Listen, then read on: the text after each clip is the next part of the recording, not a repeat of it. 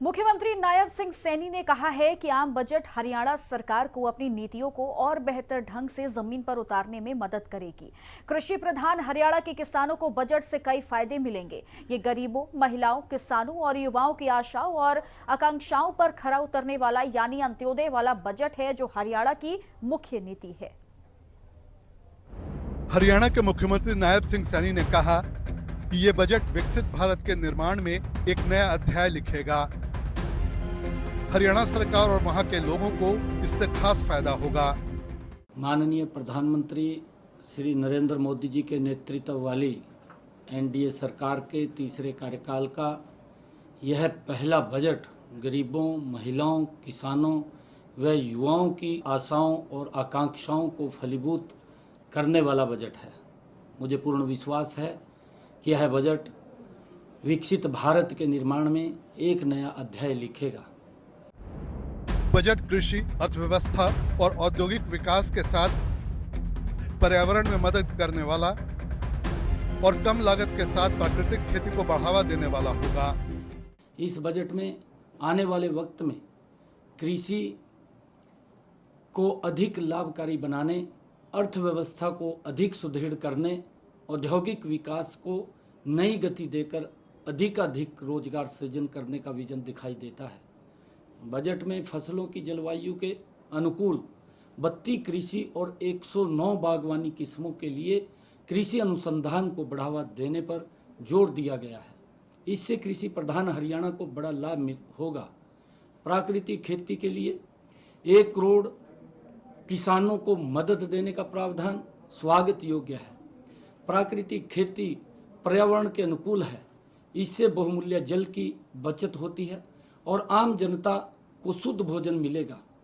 किसानों की रासायनिक खादों और कीटनाशकों पर निर्भरता न होने से उत्पादन लागत में भी कमी आएगी। बजट में दलहन, तेलहन के भंडारण से हरियाणा में फसल विविधीकरण को अपनाने वाले किसानों को प्रोत्साहन मिलेगा। एमएसएमई के साथ ये युवाओं के लिए भी लाभकारी है। इस बजट में एमएसएमई और विनिर्माण, विशेषकर श्रम विनिर्माण की ओर विशेष ध्यान देना स्वागत योग्य कदम है। एमएसएमई के क्षेत्र में विकास के लिए विभिन्न ऋण गारंटी योजनाएं और मुद्रा लोन को 10 लाख से 20 लाख करना छोटे उद्यमियों के लिए फायदेमंद साबित होगा। बजट रोजगार के नए अवसर लेकर आएगा। ईपीएफओ के माध्यम से भी नए कर्मचारियों को फायदा पहुंचाने की कोशिश की गई है। बजट में रोजगार से संबंधित 3 नई योजनाओं को घोषणाओं से देश में रोजगार के नए अवसर सृजित होंगे। पहली बार रोजगार पाने वाले नवनियुक्त युवाओं को ईपीएफओ के जरिए 1 महीने के वेतन अधिकतम 15,000 रुपये का भुगतान किया जाएगा। विनिर्माण क्षेत्र में नवनियुक्त युवाओं और रोजगार देने वालों को ईपीएफओ में अंशदान के लिए प्रोत्साहित करना स्वागत योग्य है। सरकार बजट में नियोक्ताओं को ईपीएफओ को अंशदान के लिए 2 वर्ष तक 3,000 प्रति माह की प्रतिपूर्ति करेगी। गरीबों को 300 यूनिट मुफ्त बिजली तो मिलेगी। हरियाणा सरकार इसमें अपनी नीति के तहत अपनी तरफ से भी लोगों को रियायत दे रही है। गरीबों को 300 यूनिट तक मुफ्त बिजली देने के लिए शुरू की गई पीएम सूर्य घर योजना का इस बजट में विशेष बढ़ावा देने की बात कही गई है। यह हरियाणा के गरीब परिवारों के लिए अत्यंत लाभकारी सिद्ध होगी। हमने इस योजना को सफल बनाने के लिए केंद्र सरकार की 60,000 रुपये की सब्सिडी के अतिरिक्त 40,000 रुपये की सब्सिडी राज्य सरकार को दिए जाने का प्रावधान किया है। कुल मिलाकर यह बजट समाज के सभी वर्गों के लिए कल्याणकारी, देश की अर्थव्यवस्था को मजबूती देने वाला और राष्ट्र को विकास की नई बुलंदियों पर ले जाने वाला साबित होगा। बजट में 3 करोड़ घर बनाने का प्रावधान स्वागत योग्य है।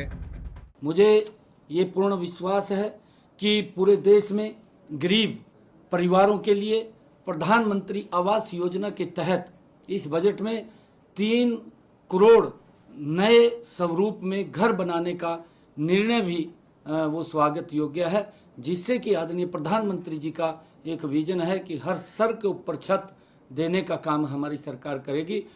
मुख्यमंत्री ने कहा कि यह बजट सभी की अपेक्षाओं पर खरा उतरा है। ये बजट इस देश के विकास में और गति से आगे बढ़ाने वाला ये बजट है। हर वर्ग की अपेक्षाओं के ऊपर, चाहे किसान है, गरीब है, युवा है, व्यापारी है, हर वर्ग की अपेक्षाओं के ऊपर खरा उतरने वाला ये बजट है। साफ है, बजट से हरियाणा सरकार को अपने अंत्योदय नीति में काफी मदद मिलेगी। ब्यूरो रिपोर्ट, हिंदी खबर।